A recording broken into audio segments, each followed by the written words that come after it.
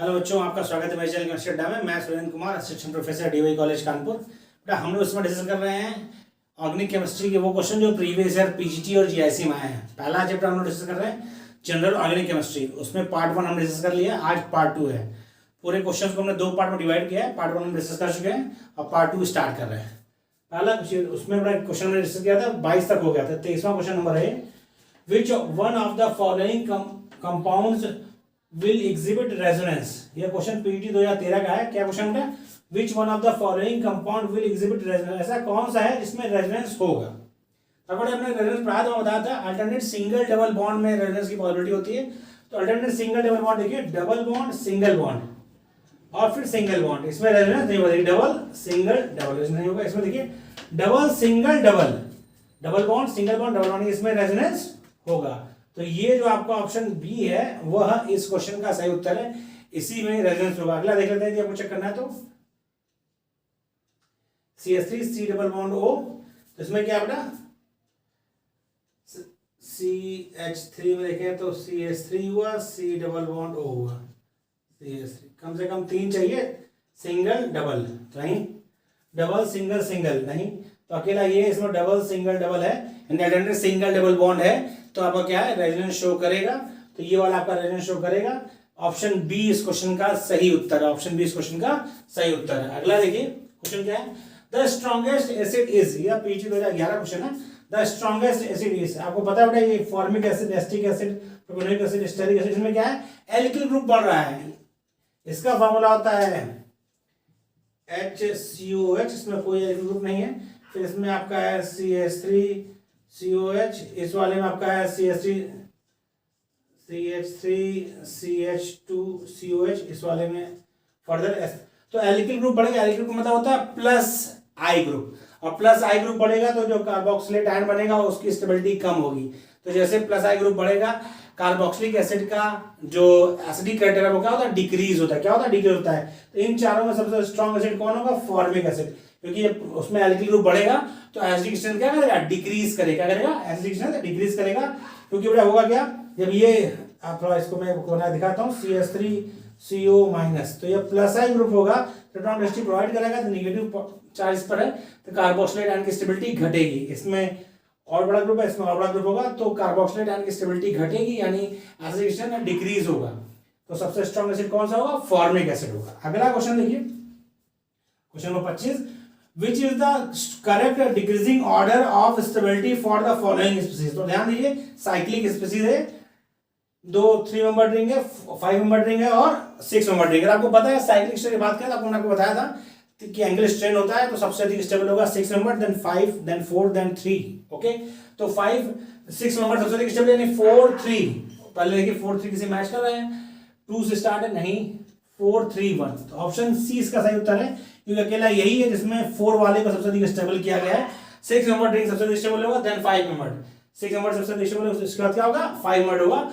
तो 4 यानी ये 6 मेंबर है सबसे अधिक स्टेबल, क्योंकि इसमें एंगल स्ट्रेन सबसे कम होगा, उससे ज्यादा एंगल स्ट्रेन इसमें होगा, इसीलिए 6 मेंबर ज्यादा स्टेबल, 5 मेंबर उससे कम स्टेबल। बस ये आपको थोड़ी थोड़ी चीजें जो बताई गई हैं वो आपको ध्यान में, जो कॉन्सेप्ट हमने सिखाया है अपने लेक्चर सीरीज में, यदि वो आपको याद है तो क्वेश्चन ऐसा कोई नहीं है जो आपसे हो ना सके, बस आपको क्या करना है प्रैक्टिस करनी है क्वेश्चन की। अगला क्वेश्चन देखिए, the value of resonance energy of any resonance hybrid is. The value of resonance energy of any resonance hybrid is क्या है बेटा, एन एब्सोल्यूट वैल्यू नहीं, a relative value, unpredictable, always lower the side नहीं, a relative value, most stable जो आपका resonance hybrid होता है उससे रिलेट करते हैं, तो ये क्या है a relative value, resonance energy क्या है a relative value है। अगला क्वेश्चन क्या है, the most stable carbocation is. इसके लिए मैंने आपको एक कार्बोकैटायन जब पढ़ाया था तो वहां पर उसका एक ऑर्डर लिखा है स्टेबिलिटी का, तो वहां पे आपको याद होगा, क्वेश्चन हो जाएगा the most stable carbocation is. ये बेटा क्या है, डाइफेनिल कार्बोकैटायन है, ट्रोपाइलियम आयन है, आपका एंटी एरोमेटिक हो। ये अगर आपको याद होगा तो ये सबसे अधिक स्टेबल है। क्यों होगा बेटा, क्योंकि यहाँ पर होता है बनाना बॉन्ड, साइक्लोप्रोपिल जब ग्रुप लगा रहेगा तो बनाना बॉन्ड फॉर्म करेगा। याद रखिए सबसे अधिक स्टेबल ये है, सबसे ज्यादा स्टेबल ये है आपका, इसको ध्यान रखना, कंफ्यूजन नहीं रखना है। ये एरोमेटिक है लेकिन इसकी स्टेबिलिटी सबसे ज्यादा होती है। स्टेबिलिटी ऑर्डर की बात करें तो आपको बता देता हूँ, स्टेबिलिटी ऑर्डर थोड़ा सा आपको ध्यान दिला दूं, सबसे अधिक स्टेबल ये होगा, फिर ये होगा और उसके बाद होता है ट्रोपाइलियम आयन। स्टेबिलिटी का ऑर्डर जो मैंने आपको लिखवाया है, यदि आपको याद है तो ये ऑर्डर है बेटा। ओके, तो सबसे अधिक स्टेबल ये, देन ये, तो इन दोनों में बात की जाए। और ये तो बेटा हमेशा फेनल वाला ट्रोपाइलियम के बाद होता है। ठीक है, तो डी आपका सबसे स्टेबल है। कॉपी कर लिए, फिर आगे हम क्वेश्चन डिस्कस करते हैं।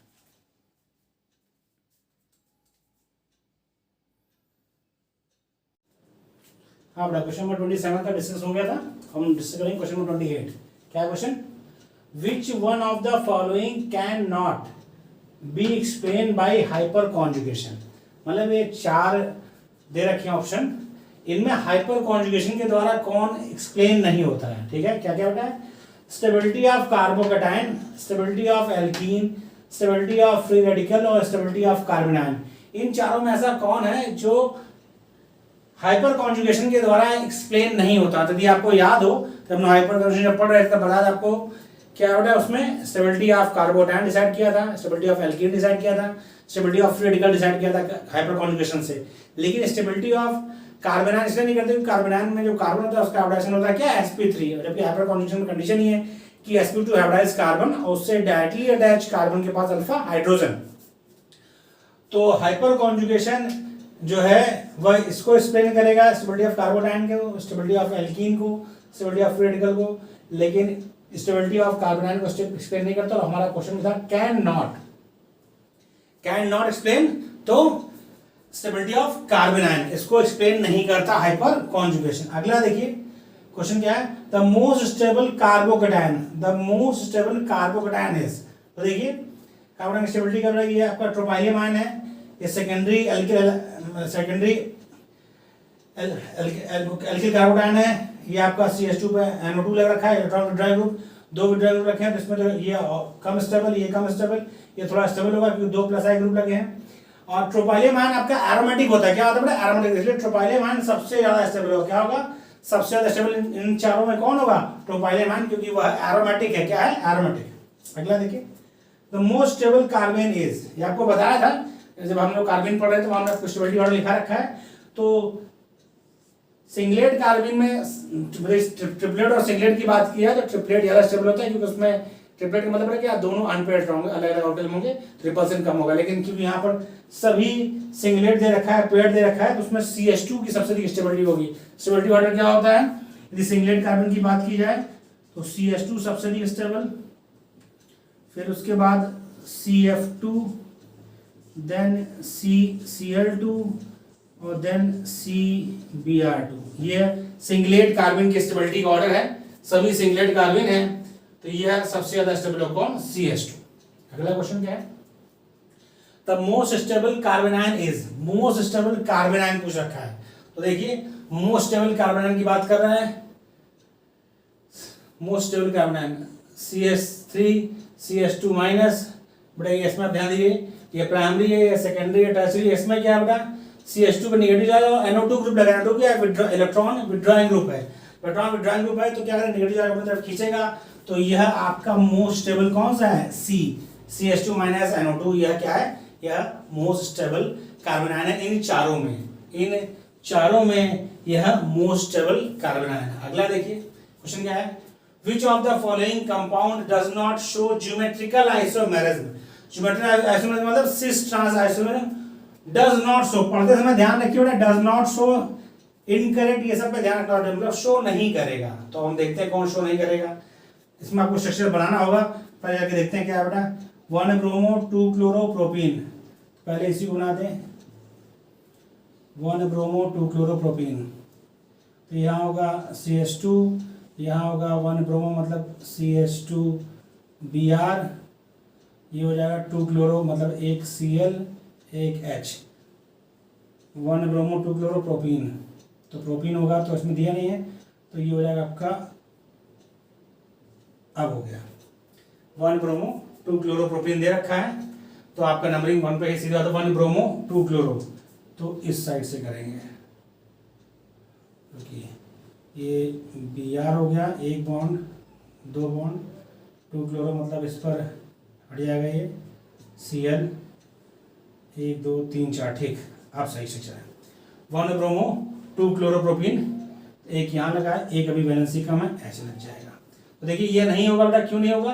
क्योंकि डबल बॉन्ड 1 2 3 4 ये पूरा है, इसमें डबल बॉन्ड में क्या है, एक Br लगा है, एक H लगा है, लेकिन यहाँ पर एक Cl लगा है, एक CH2 लगा है, CH3 लगा है। तो यह आपका शो नहीं करेगा, यह आपका शो नहीं करेगा क्या? Cis geometrical isomerism, geometrical isomerism show नहीं करेगा, जबकि बाकी करेंगे, ज्योमेट्रिकल आइसोमेरिज्म शो करेंगे। ओके, तो देख पहला वाला क्या है? ज्योमेट्रिकल आइसोमेरिज्म शो नहीं, does not show geometrical isomerism, पहला शो नहीं करेगा। दूसरा देखिए हेक्सीन है आपका, हेक्सीन शो करेगा, क्यों? 1 2 3 4 5 1 2 3 4 5 6, तो 3 नंबर पर है, तो बड़ा यहाँ क्या होगा? ये सी आपका लगा होगा, इसमें एक H लगा होगा, H लगा होगा, ये CH3 CH2 होगा, तो अपना आराम से शो करेगा। इस वाले में पेंटीन में भी शो करेगा, 2 पेंटीन में भी शो करेगा, तो सभी शो करेंगे, पहला वाला शो नहीं करेगा। 1 ब्रोमो 2 क्लोरोप्रोपीन आपका सिस ट्रांस आइसोमेरिज्म शो नहीं करेगा, ज्योमेट्रिकल आइसोमेरिज्म शो नहीं करेगा, क्योंकि 1 पे ब्रोमो लगा है, इस पे लगा है, वैलेंसी पूरी है, 1 2 3 4, हाँ शो नहीं करेगा। अगला question, which is strongest acid?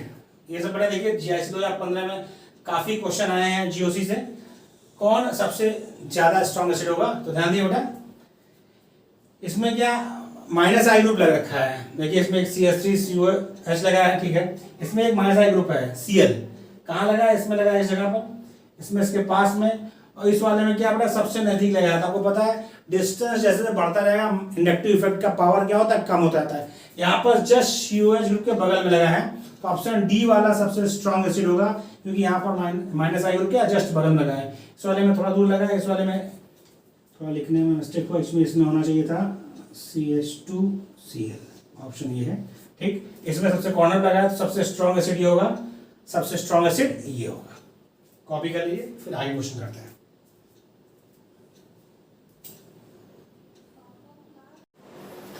हाँ बेटा, क्वेश्चन 33 तक हमने डिस्कस कर लिया है, अब हम डिस्कस करेंगे क्वेश्चन 34।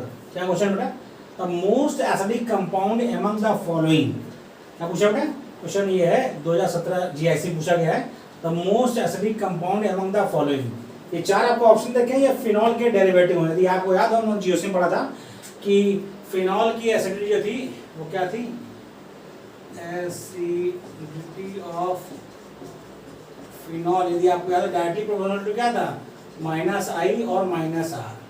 -I और -R की क्या डायरेक्टली प्रोपोर्शनल था, और इनवर्सली प्रोपोर्शनल टू +I+R। क्यों? क्योंकि फिनॉक्साइड आयन जितना ज़्यादा स्टेबल होगा, फिनॉल उतना अधिक एसिडिक होगा। +I और +R ग्रुप क्या करेंगे बेटा? इलेक्ट्रॉन डेंसिटी प्रोवाइड कराएंगे, तो फिनॉक्साइड आयन की स्टेबिलिटी को घटाएंगे, जबकि -I -R group electron density withdraw करेंगे, तो फिनॉक्साइड आयन की स्टेबिलिटी इंक्रीज करेंगे। तो ये आपका -I लेकिन +R है, ये वाला आपका -I -R, ये क्या है? ये -I -R, ये वाला क्या है? +I+R, ये -I+R, और ये वाला क्या है? -I+R। तो इसमें क्या है? यही -R है, तो साफ साफ दिख रहा है कि B जो है आपका वह मोस्ट एसिडिक है। B क्या है? मोस्ट एसिडिक है। अगला देखिए question 35, which of the following compound is aromatic? Which of the following compound is aromatic, मतलब हक्कन रूल फॉलो कौन कर रहा है? तो देखिए ये आपका एंटी एरोमेटिक है, क्योंकि 2 यहाँ 2 4 4n इलेक्ट्रॉन है, ये वाले में क्या है? 4n है, इस वाले में ये आपका ट्रोपालियम आयन एरोमेटिक है, क्योंकि इसमें 4n+2 पाई डीलोकलाइज इलेक्ट्रॉन है, 4n+2 पाई डीलोकलाइज इलेक्ट्रॉन है। ये क्या होता है बेटा? ये यहाँ जाता है, पॉस्चर यहाँ आएगा, फिर यहाँ मूव करेगा, तो क्या है? 6 पाई इलेक्ट्रॉन है, तो 4n+2 pi delocalize electron, tropylium ion इसका नाम है, यह एरोमेटिक है। अगला क्वेश्चन देखिए, the least stable carbenium carbanion, the least stable carbanion among the following, सबसे कम स्टेबल कौन है? आपका दे रखा है, सबसे कम स्टेबल कौन है? कार्बेनाइन। हमसे चार्ट लगाने में बड़ा गलती हो गई है, ये एक्चुअली यहाँ पर कार्बेनाइन लिखा है, तो निगेटिव होना चाहिए था, तो पॉजिटिव लिखा गया।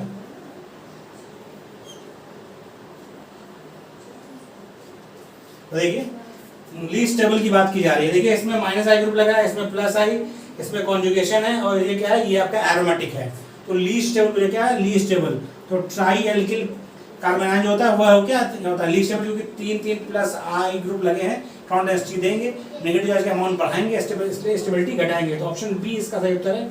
ये आपका 3 -I लगा है, इलेक्ट्रॉन डेंसिटी खींचेंगे, स्टेबलाइज करेंगे, यहाँ डीलोकलाइजेशन होगा, ये आपका एरोमेटिक है, ये सबसे अधिक स्टेबल है, उसके बाद ये, फिर ये स्टेबल है, और ये वाला क्या है, लीस्ट स्टेबल है।